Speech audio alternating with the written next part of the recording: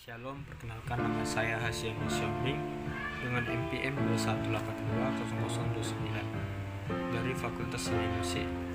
Di sini saya akan menjelaskan salah satu komposer dan musik yang paling agung di masa barok, ciri khas musik dan gaya komposer.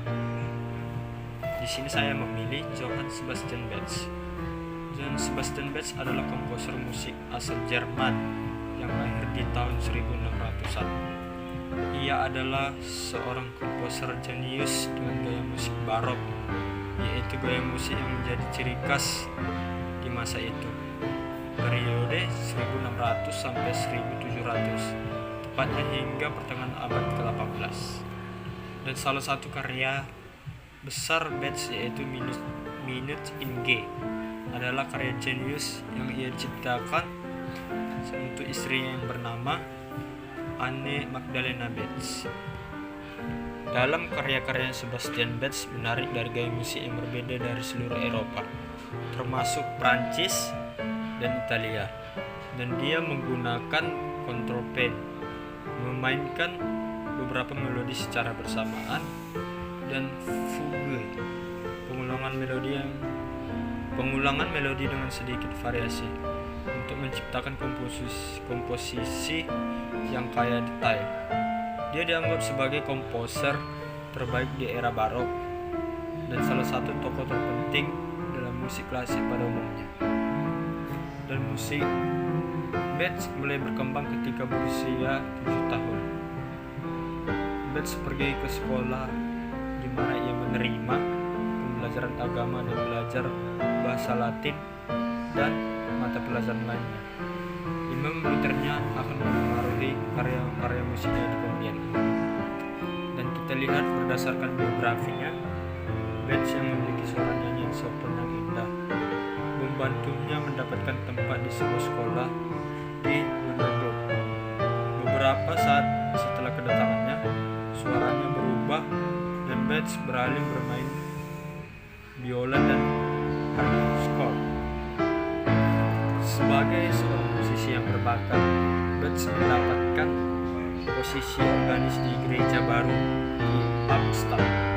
Hal ini yang didapatkan karena keterampilan teknis bermusik yang memiliki kualitas yang berbeda dari musisi yang pernah ada sebelumnya. Lebih lanjut, ia adalah seorang yang bertanggung jawab menyediakan musik untuk layang keagamaan dan acara khusus serta memberikan instruksi musik. Dan dalam permainan musiknya, Bach menghilangkan tentang musik mainstream, menghubung musik dengan teknik yang memainkan dua melodi terpisah secara bersamaan dan terbebas dari ikatan nada dasar. Gaya bermain tersebut juga sering disebut dengan gaya kontrapuntal. Jauh sebelum karya-karya Sebastian Bach populer, musik-musik ketika itu memainkan gaya yang terikat pada nada dasar tertentu. Hal itulah yang membuat musik-musik di barat menjadi mainstream. Musik periode barok yang terkenal dengan kesulitannya membuat karya-karya Bach asing di telinga banyak orang ketika itu. Dan hal ini juga disebut dengan Bach Revival dan menjadi salah satu zaman yang disebut sebagai kepopuleran seorang komposer asal Jerman, Johann Sebastian Bach atau J.S. Bach. Begitulah kemudian ia dikenal, melahirkan karya-karya yang mampu melampaui zamannya. Sekian dari penjelasan saya. Perkenalkan, nama saya Hasiano Siombing dengan NPM 21820029 dari Fakultas Seni Musik. Saya akan menjelaskan tentang instrumen mayor idiopon, yaitu alat musik kalimba. Nah, kali ini saya akan menjelaskan mengenai alat musik kalimba, mulai dari apa itu sebenarnya alat musik kalimba dan dari mana asal usul alat tersebut dan bagaimana cara memainkannya, bahkan apa manfaat dari musik kalimba tersebut. Dan yang pertama kita masuk dengan pengertian alat musik kalimba. Kalimba merupakan alat musik perkusi yang terdiri dari sebuah kotak suara dengan tuts-tuts logam yang menempel di bagian atas. Tuts-tuts ini dibuat berbeda-beda dengan tujuan agar mampu memberikan not-not yang berbeda pula.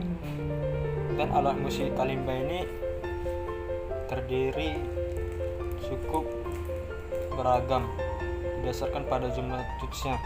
Beberapa ada yang berjumlah 8 tuts dan ada juga yang memiliki 17 tuts. Dan kita masuk yang kedua, yaitu asal-usul alat musik kalimba. Alat musik kalimba ini merupakan alat musik yang berasal dari Afrika Selatan pada awal perkembangannya. Alat musik kalimba ini banyak dimainkan di benua Eropa dan Amerika. Kemudian seiringnya berkembang waktu, tidak sedikit masyarakat Indonesia yang mulai mengenalnya dan memainkannya. Dan yang ketiga, kita masuk cara memainkan alat musik kalimba. Alat musik kalimba ini dapat diibaratkan sebagai alat musik piano modern. Bahkan beberapa juga menyebut sebagai alat musik piano jempol.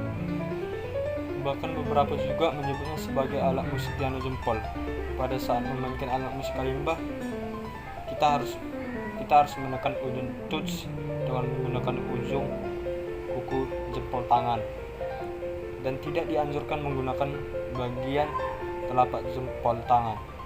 Hal ini dapat meredam suara yang dihasilkan kalimba.